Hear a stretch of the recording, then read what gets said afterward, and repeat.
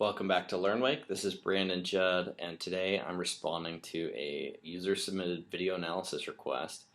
And this one has been uploaded by user pennyplease, and it's on a heel side air Raley. Joel, thanks for the description down here. Last thing that you and I worked on in this analysis was your tantrum, and it sounds like you're starting to land them every time, as you mentioned in your description, which is awesome. So keep that up. That's really good to hear. It's nice to know that these things are working for you guys.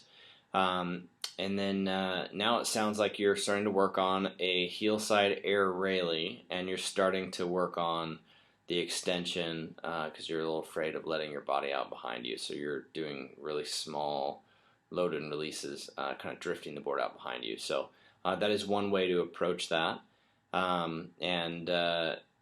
It looks like you're looking on trying to get some help on two parts of it. One is getting the board further out behind you, and then the other part is to stay on balance and not spin and rotate as you're riding, especially through these added videos since you've been working on this a bunch. So we applaud your diligence to get this thing knocked out, and hopefully we can step in here and simplify it for you a little bit, give you some things to work on to strengthen these and get you away from some of the scary falls. So let's step into these videos really quick.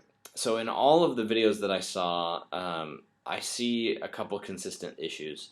And before we make it too complex, I want to separate these two problems and these two kind of motions in the trick into two distinct things that we're going to talk about. And the first thing I want to talk about is directly the load and release. So we're going to ignore any sort of unintentional rotation, any landing switch, any twisting or whatever. We're going to ignore all of that, and we're only going to talk about the load and release for now. Once we've dialed that in and kind of figured out what those issues are, we're going to talk a little bit about more your weight distribution and how to prevent the board from spinning on you and stuff like that. So first, we're just going to ignore the rest of it and talk about the load. So a couple things I'm noticing, and this is pretty consistent in all your attempts, is your arms are pulled in kind of tight, not crazy, but they're in a little bit, and then your chest is almost directly over your hips.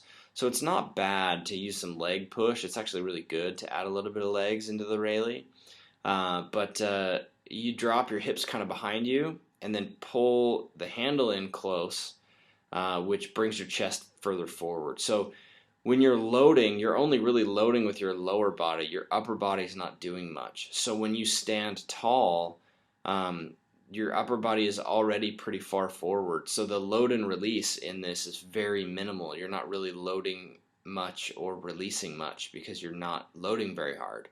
Even though you're folding at the waist and putting your board in front of you, you just don't have much leverage. So that's what's happening. So I want you to watch that in a few of your attempts. Watch how straight up and down your torso is. Your shoulders are going to be directly over your hips. So if we watch this, they're all kind of straight up and down. Even here, you sit, your hips are below your shoulders pretty directly, and then when you go to stand tall, your chest never really moves, and your arms stay kind of tight. So the only thing that happens is your lower body just kind of swings out behind you, and you're missing a lot of the load in this. So let's go through a few examples of this load and release that should be happening properly and some ways to fix that. So before we go into that, I want to just show you really quick that I have seen your other videos you added in the comments. And on these ones, they're the same. So hips and shoulders are in alignment here. And your chest sort of stays in the same spot all the way through the load and release. So even on, this one, for example, let's go back here a little further. Even on this one, your chest and your hips are kind of in the same spot. And even when you take off the wake, your hips are already kind of behind you and your chest and arms stay locked in the same spot.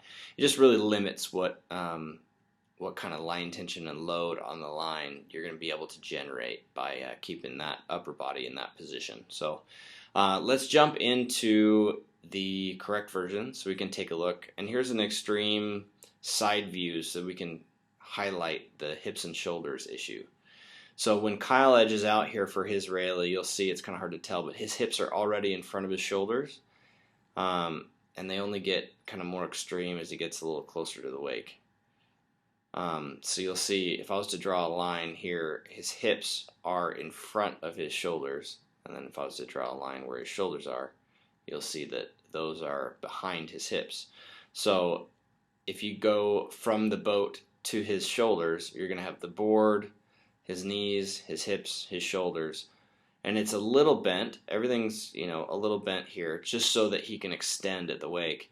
But it's important to note that his arms are relaxed and his shoulders are as far back as possible. And then when he stands tall at the wake, again, shoulders still further behind his hips. When he stands tall at the wake, that bend in all of his joints gets fully locked out straight. And we're a little in front of him, so it's lined up a little funky. If we were to be even with him, like if the chase boat was to be further back, closer to where Kyle was taking off, it'd be more obvious. The angle kind of hides this. But even now, his shoulders are still, when his board is over halfway through the wake, his shoulders are still further behind, away from his boat. Then his hips are a little closer to the boat, knees a little closer to the boat, and board is the closest to the boat. So it's always going to be like that all the way through the load. And then as he stands tall, now that the board is off of the water, then he can allow the references to switch. So his board is going to be furthest away, then knees, then hips, then shoulders. And that can go all the way out until it reaches its peak here and naturally comes back down underneath him. So that's a side view, so you can kind of see how that's working. So I'm going to show you another example here. This is a heelside air Raley of mine, and this is on a really big wake, so I don't have to load quite as much. Because the wake's so big, I can load a small amount and still get a ton of pressure against the bottom of my board. So in here, you can still kind of tell, with my arms being straight, my shoulders are the furthest away from the boat, then my hips, then my knees, then my board.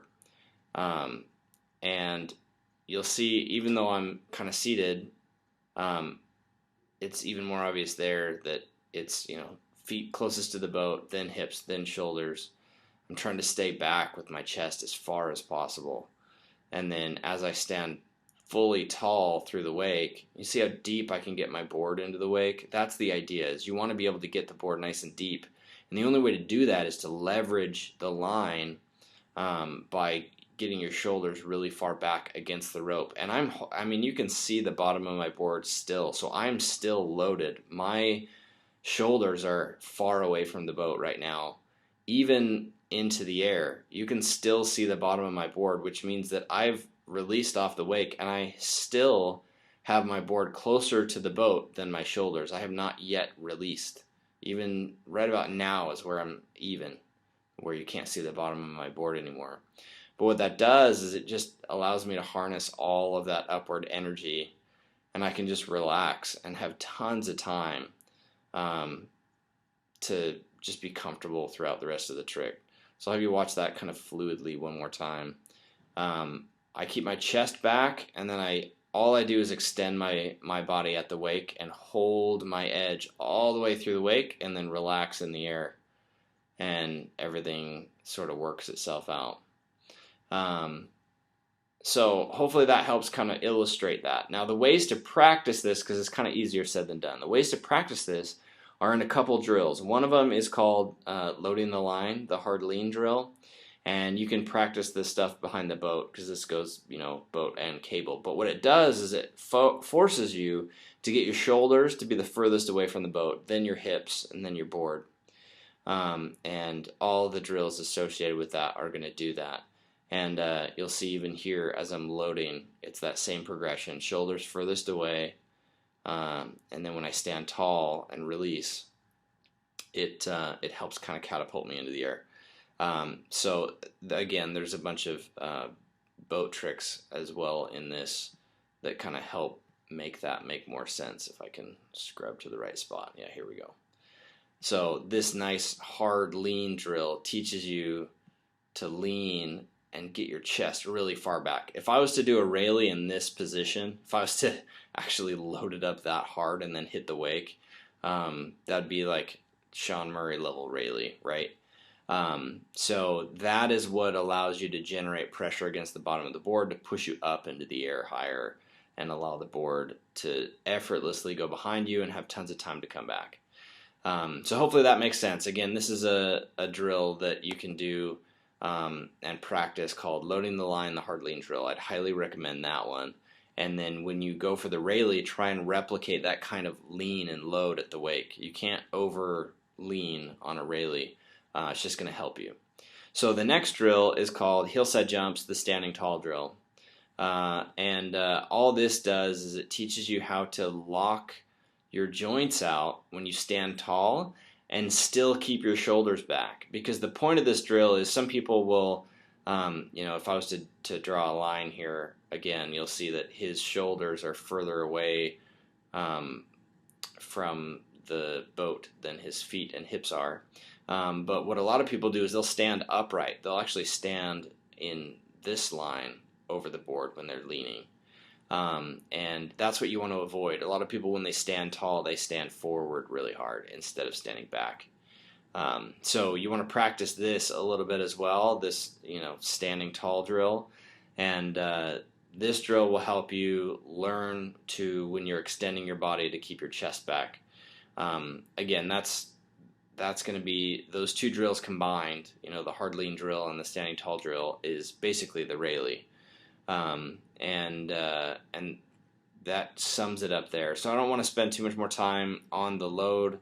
That's clearly what you're having troubles with on a lot of these, because you're not really loading the Raley up very much. So we want to improve that. Now, as far as you spinning unintentionally, you'll notice that when you're edging through the wake, you're letting your board go out this way. So see how your shoulders and your hips and your board are all kind of at this angle instead of being on top of each other. So take a look at mine when I'm at the wake here, if I can cue it up right. Even though the wake is really big, when I'm standing tall, my shoulders and my hips and my board, they're all pretty much in line.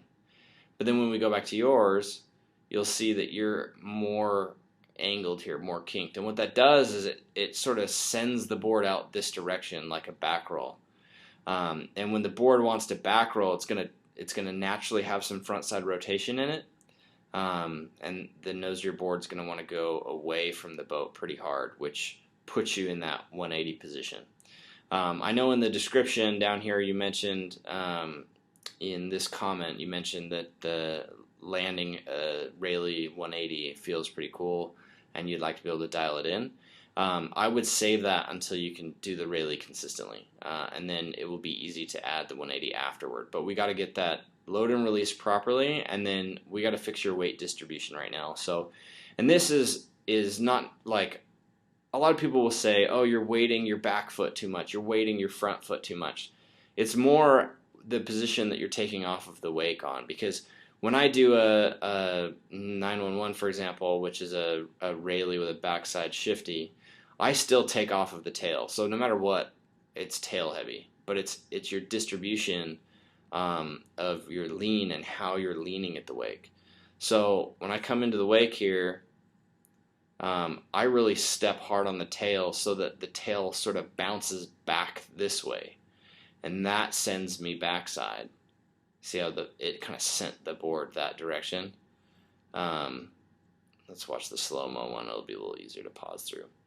So if I was to get some front side rotation in this intentionally, I would just send the board out this way at the wake. Whereas to send it out backside, I still want to bounce off the tail and just kind of bounce it that way, kind of like a tantrum is tripped. Or more like a heel side front flip for this example. So you'll see I just kind of swing the board into the wake and let it bounce off my tail.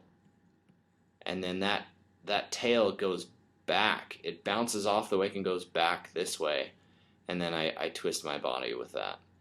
So that's what makes that twist backside a bit. So let's go back to that at the wake, and I'll show you what it would look like if I was to send this, to revert or whatever. So right here at the wake, what I would do is I would want the nose to keep going. So I would still stay over the tail. So regardless if I'm going front side or back side, I still pop a little more over the tail. And I would just allow the board to swing this way through the wake instead of step hard on the tail and let it bounce behind me. I hope that makes sense. It's a little confusing, but it should simplify this whole take off with more weight on your front foot, take off with more weight on your back foot.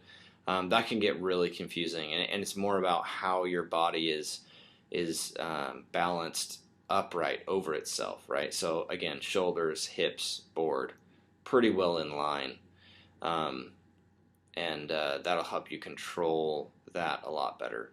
So that's your distribution issue, is specifically every time you take off, if you pause any part of this video, you'll see your board is way to the takeoff side and your upper body is still way behind you. And that's what's causing the board to spin a 180 unintentionally on you, and then put you on your heels on a 180 every time. So that should do it for this analysis video. Hopefully that all makes sense to you. Thanks again for uploading all this information. It's really helpful for me. And it looks like you're ready to go. Another way to practice this without the hard falls and to feel comfortable experimenting is to put a wake skate under your feet. Just wear some skate shoes or something, or have a wake skate with like a foam topper, but then add a really thick like surfboard fin on the tail to keep the board from slipping out on you, because it's going to be a lot looser. Practice this with a wake skate and try to keep your feet directly under your shoulders when you take off, and you won't spin front side so much. But that's one way you can practice loading the line more. Keep the helmet on and have a wake skate under your feet. Practice that, and that I like to have my students hop on a wake skate because they can just experiment more and not be so worried about catching a front edge and getting concussed or something. So again, good luck. Let us know if you have any other questions. We're here to help. I know this is kind of a scary one to get down, but I think you're ready to progress past the drifting out. I would just go all for it now, because it looks like you've practiced enough of these where you can get the board behind you. But we just need you to load harder so that the line tension will function as it should. Yeah, keep us posted. You know what to do. Add a comment in the comments or upload another video, and we'll get this thing dialed for you. Thanks again.